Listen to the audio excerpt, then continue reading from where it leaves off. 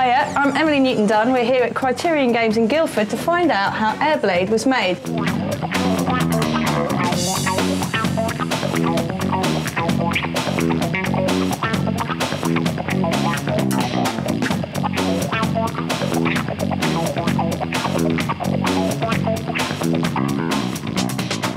Right, well, we've nabbed one of the guys, Craig. Hiya. Hello. Do you want to tell us a bit about what you do? Yeah, my name's Craig Sullivan. I'm the game designer on Airblade, which basically means that I'm responsible for all the fun stuff in the game.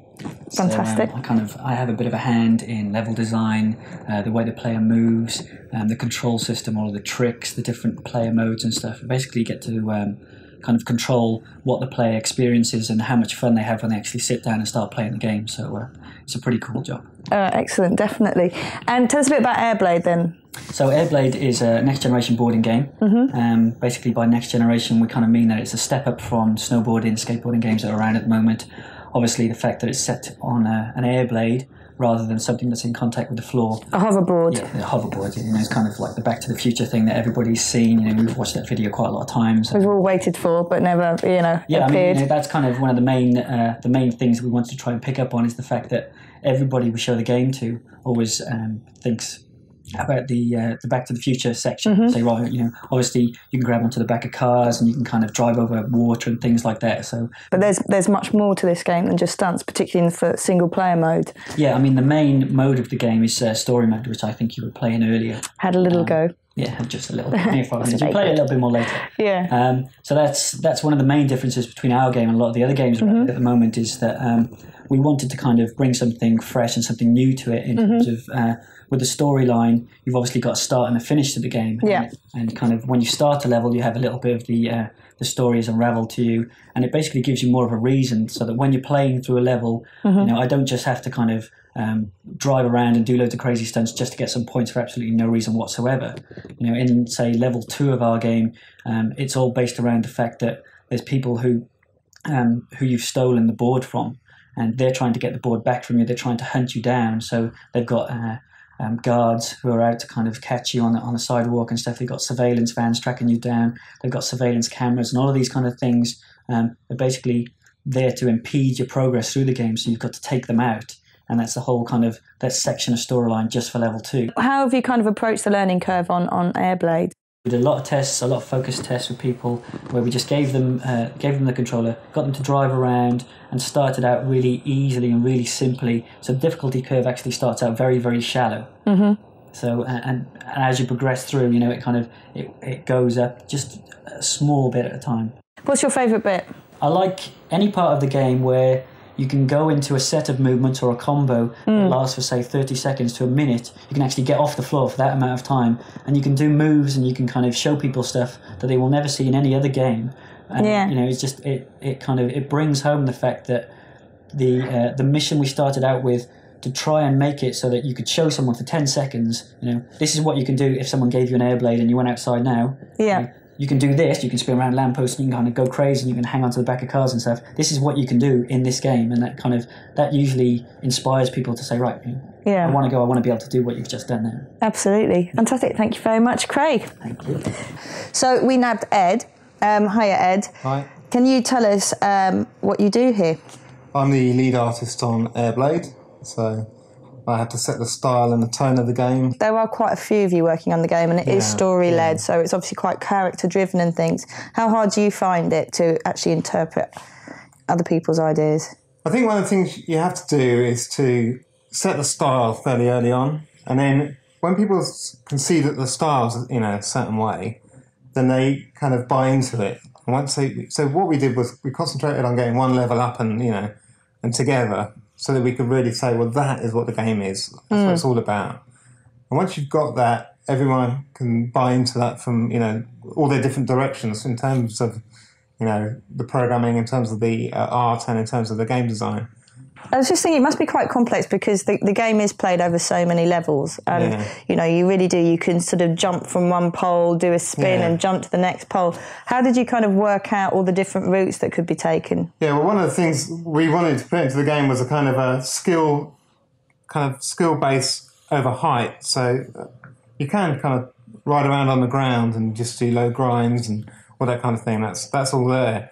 But then the more skillful you get, you'll find that there's more kind of routes through the city and the higher levels until you get onto like telephone cables and things that run around the level, you know, grinding along the edge of canopies and swinging across lampposts and all that kind of thing. So there's multiple levels, and the more skillful you are, the longer you can stay in the air, basically. Absolutely. So basically, if you can see something with an edge, grind it. Yeah. Fantastic. Yeah. We like that. Pole, grab it, spin around it. Yeah. If there's anything you think you may be able to smash through it, have a go, because you'll be able to. Yeah. Brilliant. You can't smash into any windows then instead of... Yeah, there's windows in buildings that, you know, you smash through to. Oh, disturb people in their baths. Yeah. That kind of thing. Right, well, I grabbed Pete from Busy out there. So, Pete, tell us who you are and what you do here. Okay, I'm Pete Lake. I'm an artist working at Criterion Games, working on Airblade. Currently in charge of the cutscenes, and the character development, as well as the in-game animation. Fantastic. Now, there are loads of pictures on the walls of Ethan and Kat. Do you want to take us through how you actually did develop Ethan as a character? Yeah, Ethan started off, all the characters started off as quite this Japanese manga-influenced game. When the publishers and that got involved, we decided to stop and look at the project as far as making it a bit more realistic. People can approach something that's a lot more realistic. They can identify with it a lot more. And then there's Kat as well, because she's very different there than she is there. She is indeed. Kat's the sidekick character in the game. She started out as a kind of a warrior with Ethan. She worked through a lot of phases where she's a computer hacker, and she still is a computer hacker, so she's got the glasses. She looks slightly nerdy, but still she's cool enough to be street. You've got your characters, you've got your design, you know you're working off an Airblade. How do you actually go about and capture all the tricks and stuff like that? Yeah, we've used motion capture to get because we're going with a game that's very realistic. Motion capture is a way of capturing real life movement inside the computer. You get a person who wears like a lycra suit covered in little ping pong balls, and then they work in an environment with lots of cameras that then capture the exact position of all these things. And we can make a little stick man that moves exactly the same. We used some professional skaters, some proper UK skaters for Globe, like Matt Pritchard and Matthew Davis. And they came along to us, and we spent 2 days with them. We built ramps, we built some boxes. We got them skating on boards, we got them holding props. We did some really great stuff with them. How difficult was it to come up with new tricks for the hoverboard? It was quite hard initially, but as we laid down a few ground rules. You think this Airblade is hovering about this high off the floor, so immediately you don't have any worry about contact, so you can do most of your standard skateboard tricks where you need to jump. You can do them straight away, so you've got all your basic flips out the way straight away. So we have been able to go much more gymnastics, almost as if we're using this thing as a trampoline. Brilliant. You can bounce it because it's on a cushion of air, so we're doing big flips, big tricks, and because you can go faster and higher, you can throw in snowboarding moves, you can throw in just crazy stuff. You three are programmers on Airblade. Can you introduce yourselves and actually tell us what you do? My name's Sean Turner. I'm the lead programmer. I've worked mainly on the animation of the characters in the game. I've also worked on some of the other animation parts of the game, like the real-time cutscenes. And I've worked with Paul here on the handling as well. And I basically wrote the physics engine in there, a few bits and bobs. Apart from that, I did the game types, the story mode and the training, but pretty much my whole thing was making the world believable in there. My name's Steve, so I've been working on the sort of the game engine, which is kind of the low-level glue which will tie everything else together. There's all the other programming services sit on top of. So we're integrating the renderware graphics engine into the game and making sure we're using it in a fairly efficient way. Just to go back to you, Paul, I mean, the physics engine must have been one of the hardest things to actually get right. Absolutely. How long did it take you, and how did you work it out in the end? Well, it's such an evolutionary process, really, because you start off and how do you start off doing a hoverboard? No one's ever seen one, no one's ever ridden one.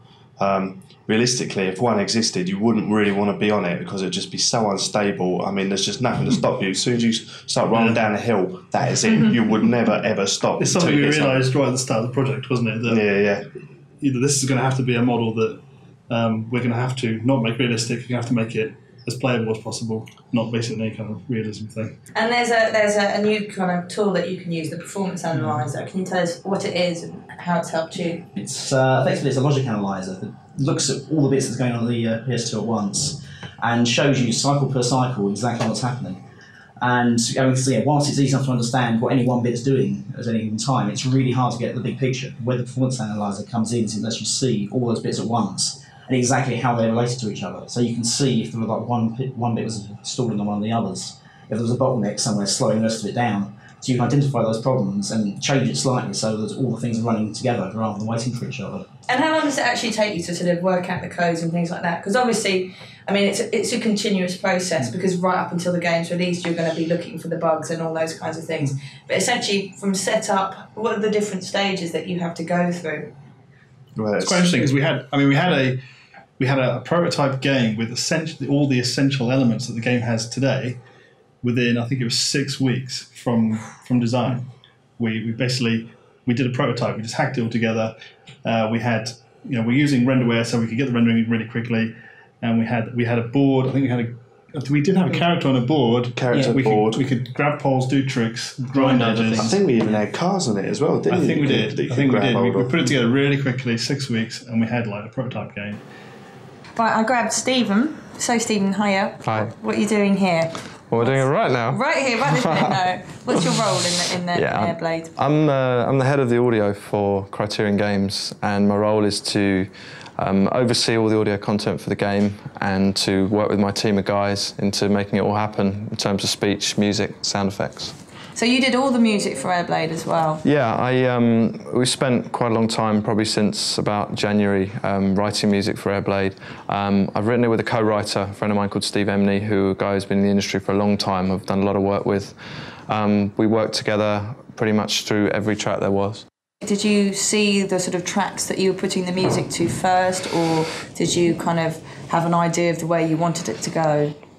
I think that, there is obviously always an initial design document, and there is always ideas for music. Everybody's got an idea for music. Everybody's got the music they like. Everybody in the team's got their own music they like. So, I think my job, and I've been doing it for many, many years now, is to look at the product, get a feel for it, and try and complement what's going on with the product. How do you cast the voices? Well, one thing that we all decided on for this title was that we were going to use American voices. And we wanted to get it to be really, really authentic. We did some auditions, we did some castings last week on Monday and Tuesday evening, and because this was being done over in the West Coast, we're already at an 8 hours difference, so we're doing that from here in the evenings. We did it on a conference call phone. There's myself, Ben Minto is my head sound designer, and he's put a lot of work in with the sound design ideas and the voice ideas, and working with Pete Lake on what the cutscenes are actually going to be and how the characters are actually going to speak and interact. My name is Paul Glancy. I'm the creative manager on the game, and I work with the game designer to make sure he doesn't go crazy and do all his own stuff that isn't going to make the game work, but fortunately he doesn't. I'm John Reddy, I'm the producer, and I basically run around and organise everybody so everything gets done on time. Tell us about how the game has actually been put together, because there's lots of teams working together. So how do you bring them all in? It's pretty easy actually. That's the easiest way to do it, is to divide everybody up into smaller groups, because then once people know where they're responsible for and they know the areas that they're responsible for, they tend to respond a lot better to ideas that are going around, because they know they have the right to be able to say, no, that doesn't fall within our, that's not how we want to do things. So basically having the world builders, that means the world builders can go away and build the world without having to be concerned about what's going on in the character side. And Paul, you have a kind of creative overview. Yeah, I think my role is generally, it's almost like I'm the layman on the team, because my past is in journalism, doing reviews and stuff like that, and also working at a games publisher. And so my role on the team is to sort of, spot what would be commercial, what wouldn't, what players will like and what they don't.